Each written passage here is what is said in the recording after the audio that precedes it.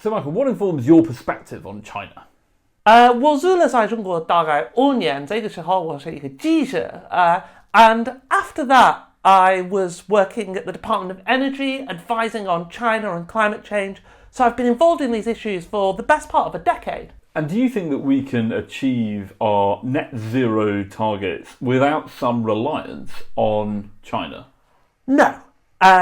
Certainly not the targets we set ourselves at the moment. 2030 net zero power is not achievable without huge reliance on Chinese technology. There are things we can do without China. Nuclear is a prime example where our supply chains are pretty much entirely separate and we can go our own way, but that's longer term.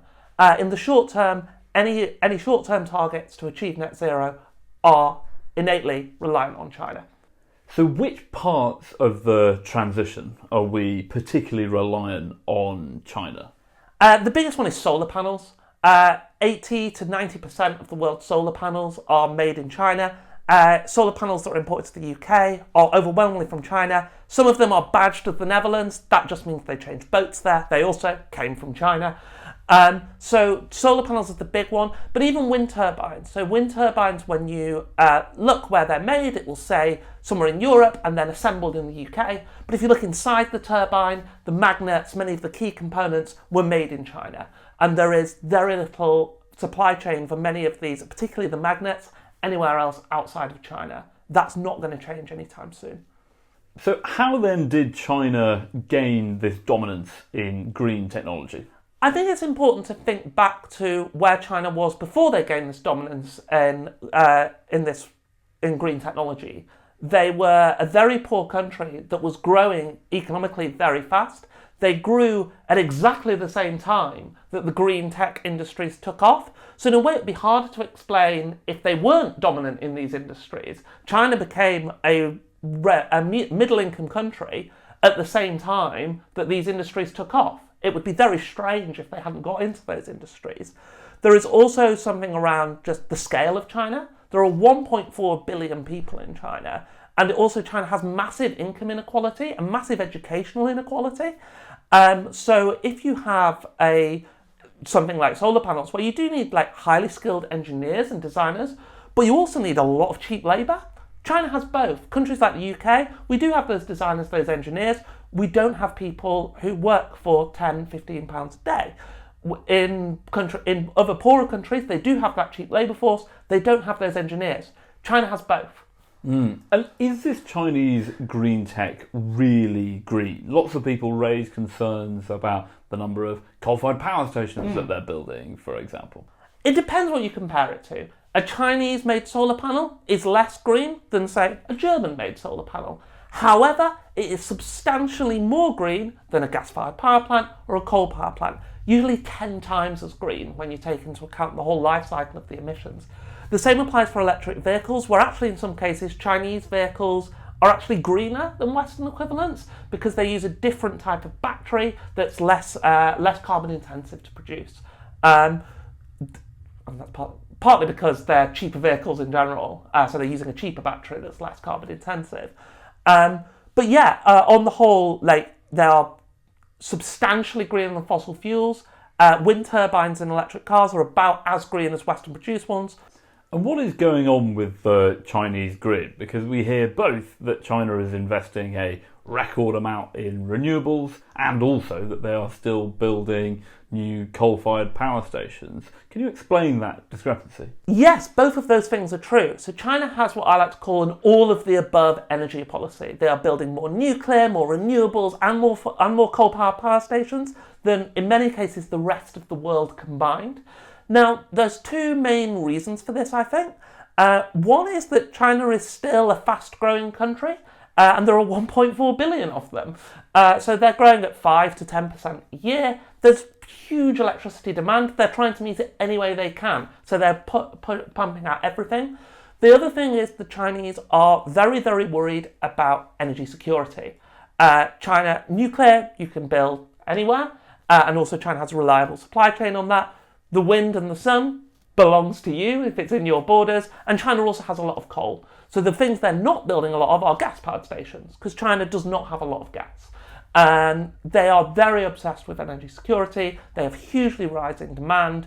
They do care about climate change, but it's at most their number 4 priority when they come to thinking about energy policy. Number 1 is probably energy security. Number 2 is keeping prices low. And number 3 is supporting their own industries. Climate change is always a factor, but ultimately if it conflicts with any of those 3, it loses out and they'll build more coal. What can we learn then from the Chinese approach to energy policy? So I think one thing we can definitely learn is the relentless focus on cheap power. Now that's not just because it gets bills down, it's because it also enables decarbonisation. China is doing the rollout of electric vehicles far quicker than the UK, and that's because it's cheaper to make them there and it's cheaper to run them there. And in the UK, the next big thing is going to be electrifying heating. To want to electrify your heating in your house at the moment is insane. It's too expensive. But if electricity was cheaper, it would make a lot more sense and it would be a lot greener. The other thing we can learn is from Chinese industrial policy. Now, I don't think we should be striving to make solar panels and paying people £10 a day. However, an area where we can learn is in nuclear, where we have a company of our own in Rolls-Royce. We have the potential to build out a really high-skilled industry with lots of work, good-paying jobs. We need to get the regulations streamlined so that we can build these nuclear power plants quicker, but we also just need to support the British company in Rolls-Royce, which, to be fair, the government has taken the first step towards by signing off the building of 3 SMRs at Wilfer. So we're taking the first steps in that process, but we need to go a lot quicker and a lot further. What are the risks, though, of us using Chinese technologies in Britain? So I think there is 2 big risks that are slightly different. So one is just the fact that if you're reliant on Chinese supply chains, China can stop that supply chain. So if your short-term 2030 net zero power targets are reliant on Chinese parts for wind turbines, Chinese solar panels, you need to maintain good relations with China during that short term to keep the flow coming. But those risks are a bit different to fossil fuels in that once you've got the solar panel, once you've got the wind turbine, it is kind of yours. And whereas if you're reliant on importing fossil fuels, you need to keep that flow coming all of the time. So it's a risk, but I would say actually a different type, and to be honest, a slightly lower risk than being dependent on imported fossil fuels. The other risk, though, is operational control. So there's a lot of stuff about kill switches in Chinese solar panels and Chinese wind turbines. There's not a huge amount of evidence of that. And it's quite difficult to see how they could sneak these kill switches into everything that they send to us. However, if the Chinese have operational control, where they're controlling a whole wind farm or a whole solar farm, there's not just a kill switch. There's just, for maintenance reasons, it's perfectly reasonable for the person operating that to have the ability to turn it off so they can do some infrastructure. Now, if relations with China took a really negative turn, realistically a wartime scenario, that would be very dangerous for the UK. That's blackouts, definitely locally and possibly regionally or even nationally, as a result of China having a perfectly reasonable access to a way of turning off some of our electricity assets.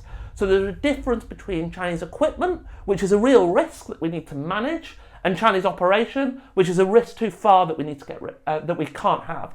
And the government has already kicked China out of our nuclear supply chains, which was a correct decision, and they should also strongly consider making it impossible for Chinese operation of a solar farm or a wind farm to take place. Do you think we're sufficiently serious about our energy security? I think it is taken very seriously in government, but it's always a series of trade-offs. And when you have targets like 2030 net zero power, you've made clear where your red lines are, and those red lines have not been set in energy security. They've been set on the net zero power targets. So that means that in that balance, energy security is possibly taken a little less seriously than it should be. So you made the point that while we are reliant on China for new solar and to a large extent on wind, that is not the case on new nuclear.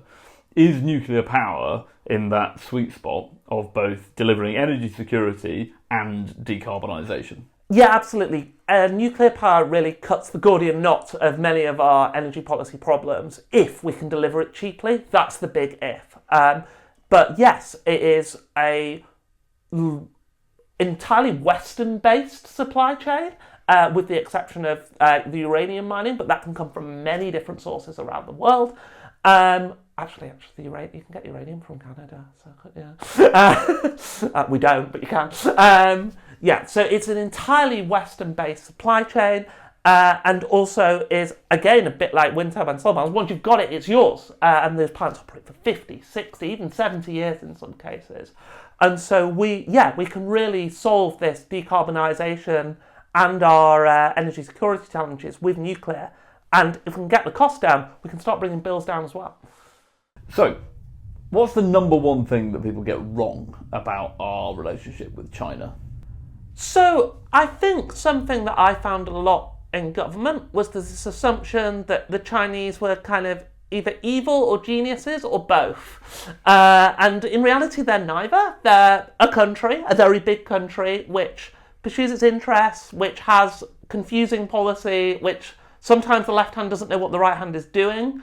In some ways, once you get to know Chinese politics, it's actually quite familiar for someone who knows British politics. And I think that's the biggest difference. While they do have a very different political structure, many of the dilemmas they're facing, many of the mistakes they make are actually quite obvious, quite familiar to anyone who has worked in almost any political system.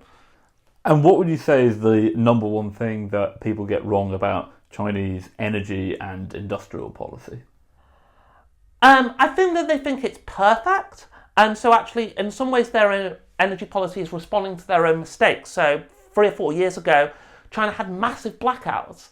And that wasn't because they didn't have enough electricity. It's because their market was really poorly designed and all their coal power plants decided to turn off.